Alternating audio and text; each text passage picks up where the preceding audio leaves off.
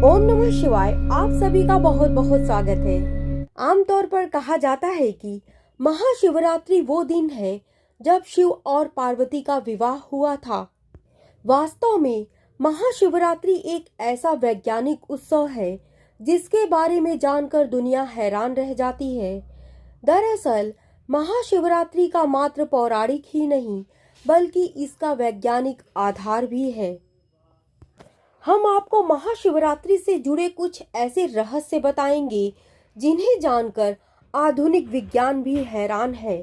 तो आइए जानते हैं उन रहस्यों के बारे में। दरअसल साल में करीब 12 शिवरात्रि पड़ती है।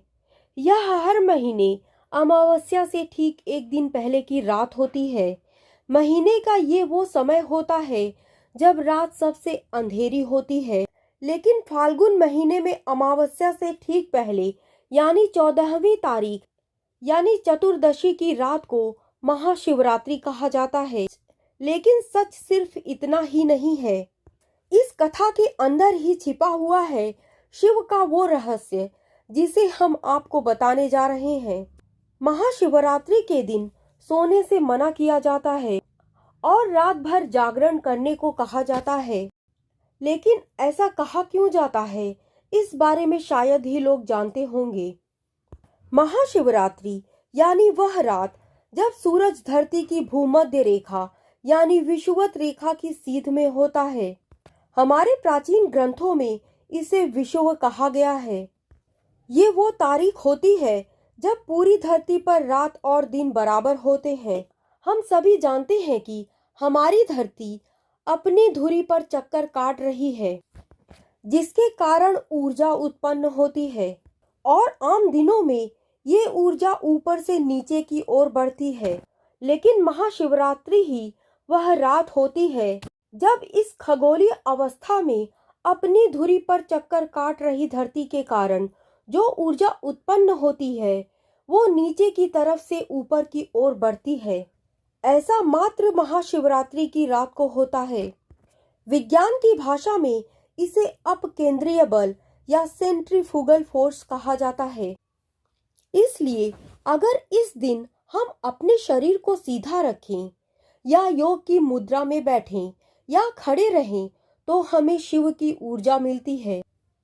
यही कारण है कि महाशिवरात्रि के दिन सोने से मना किया जाता है और लोग रात भर जागरण करते हैं। ऐसा करने के पीछे जो मंशा है वो यह कि व्यक्ति की रीढ़ की हड्डी झुकी हुई नहीं बल्कि सीधी होनी चाहिए ताकि वो ऊर्जा के इस प्रवाह का पूरा लाभ उठा सकें। ऊर्जा के इस प्रवाह के कारण ही महाशिवरात्रि को जागृत अथवा चेतना की रात भी कहा जाता है।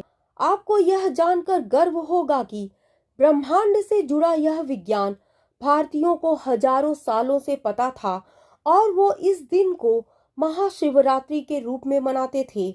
और आधुनिक विज्ञान के लिए यह ज्ञान महज कुछ 100 साल ही पुराना है। वास्तव में महाशिवरात्रि एक खगोलीय अवसर है जब हम ब्रह्मांडीय ऊर्जा का अपने शरीर और जीवन में संचार कर सकते हैं। लेकिन आम लोगों के समझ के लिए इसे कुछ धार्मिक परंपराओं और कथा कहानियों के साथ भी जोड़ा गया है और ये कहानियां भी किसी न किसी सत्य की तरफ इशारा कर रही होती हैं। उदाहरण के तौर पर कहा जाता है कि इसी दिन सृष्टि की रचना का काम शुरू हुआ था। पुराणों के अनुसार इस दिन अग्निलिंग का उदय हुआ था जो आगे चलकर सृष्टि की उत्पत्ति का कारण बना। इसी अग्निलिंग के सिद्धांत को आधुनिक विज्ञान में बिग बैंग जैसे नामों से पुकारा जाता है। महाशिवरात्रि का संबंध समुद्र मंथन की कथा से भी है। ये वो दिन है जब समुद्र से विष निकला था और भगवान शिव ने विष का पान करके सृष्टि को बचाया था। आपने एक कहानी में सुना होगा कि गणेश भगवान माता पार्वती और भोले शंकर की परिक्रमा करते हैं और कहते हैं कि अगर मैं आप दोनों की परिक्रमा कर लेता हूँ तो पूरी सृष्टि की परिक्रमा हो जाएगी। इसके पीछे बहुत बड़ा राज छुपा हुआ है।